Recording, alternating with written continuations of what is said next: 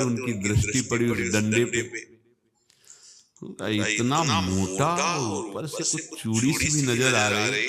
इस डंडे में तो कोई रहस्य है ही है। अब महात्मा जी को खवा पिला के सुला दिया। महात्मा जी जब सो गए तो पत्नी से धीरे से कहा, डंडा लाओ बाबा जी का। डंडा और चूड़ीदार जो खोला पलटाया तो सैकड़ों मोहरे। ऐसे संत रोज पधारे भगवान, तुम आनंद हो जाए। फिर पत्नी से कहा, वो तो महात्मा जी तो खाए खीर पूरी, आराम से सो रहे। रात में पूरी प्लानिंग करके उसमें कंकड़ भर के चूड़ी लगाकर सिराने रख दिया, सारी मोहरें हटा ली। महात्मा जी आराम से छड़ी उठाए तो वजन पक्का। वैसे बड़े लोग चतुर होते हैं, पर ये नहीं जानते कि कर्म कितना भयानक होता है। और उनकी कोई संतान नहीं थी, पर धन में इतना प्रेम उनको था। बहुत सावधान साधु महात्माओं के पास जो अर्थ है, गृहस्थी अगर आता वहीं से है, पर अगर उसको जोर जबरदस्ती या किसी छल कपट से, तो वो उसका विनाश ही करता है। आज तक का प्रमाण है। अब उनको ये भाव पता नहीं होगा, या पता होगा तो लोग के कारण वो उसको मान नहीं पाए होंगे। महात्मा जी गए प्रयाग में, किसी अखाड़े पर रुके और वहां प्रार्थना की कि कल जो है संपूर्ण अखाड़ों का निमंत्रण किया जाए और सब संतों को भोग पवाया जाए, उनको दक्षिणा भी दी जाए। महंत ने सोचा कि बहुत बड़ा है तो उत्सव है, क्योंकि प्रयाग में कितने हजारों संत महात्मा सब। तो उनका महाराज बोलो इसमें चीनी और तीनों घी लगेगा, सब व्यवस्था। बोले आप मंगाइए, एक एक हिसाब हम करें, हमारे पास सब व्यवस्था है। बोले कुछ तो पहले दे दो, इकट्ठे देंगे हम। उनको था कि अगर हम छड़ी खोला और दो चार मोहरे दी, किसी को पता लग गया तो गड़बड़ हो सकती। बोले हम भंडारे के समय आखिरी में सब कुछ आपको दे देंगे। ठीक।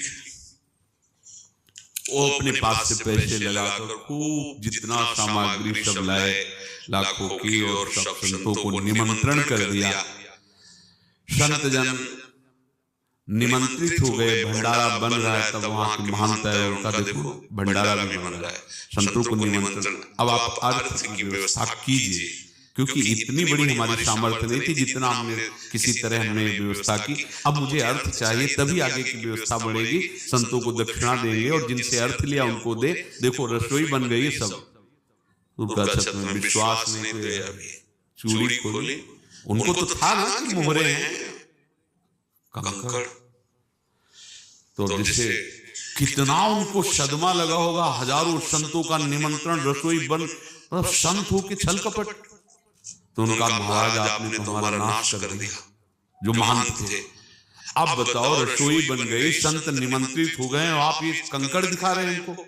आपने तो हमें बर्बाद कर दिया। हमारी इतनी सामर्थ्य नहीं थी, आप पहले बता देते। संत होकर ऐसा छल कपट। अब वो बोले तो क्या बोले, क्योंकि उनको पता था कि मोहरे हैं इसमें। अंदर से उनका चिंतन गया उसी सेठ के पास। अच्छा, ऐसा धोखा हमारे साथ किया, भोगोगे तुम। ये जो निकलता है ना भोगोगे, ये अकाट्य होता है। क्योंकि किसी का भी हृदय, मतलब किसी भी जीव जंतु को आप कष्ट दें और उसका हृदय आह भर जाए, तो वो आह वज्र की लिखत में भोगना पड़ेगा। वो देखो भीष्म जी को भोगना पड़ा। सांप को ऐसे धनुष की नोक से उठाया और बमूल के कांटों के ऊपर फेंक दिया। कई दिन तक फिदा हुआ, वो आह भर करके मरा। तो आपको 6 महीने बाणों की सैया पर आह किसी की ना लेना जिंदगी। कोई ऐसा काय, कोई आह भर करके कह दिया तुम समर्थ हो, हम तो कुछ कर नहीं सकते। और अंदर से दुख फिर तुम्हारी सामर्थ्य काम नहीं करेगी, मिट्टी में मिला देगी। फिर ये तो संत थे और भगवत आराधना के लिए, संत आराधना के लिए ही ऐसा किए थे। अब इनका कैसे मुंह दिखाएं? अब क्या करें? सुबह संत जन आएंगे, सबके बीच में हमारी की देखो अब क्या करें? गए और संगम में जाके छलांग लगाए, अपने प्राण त्याग दिए। अब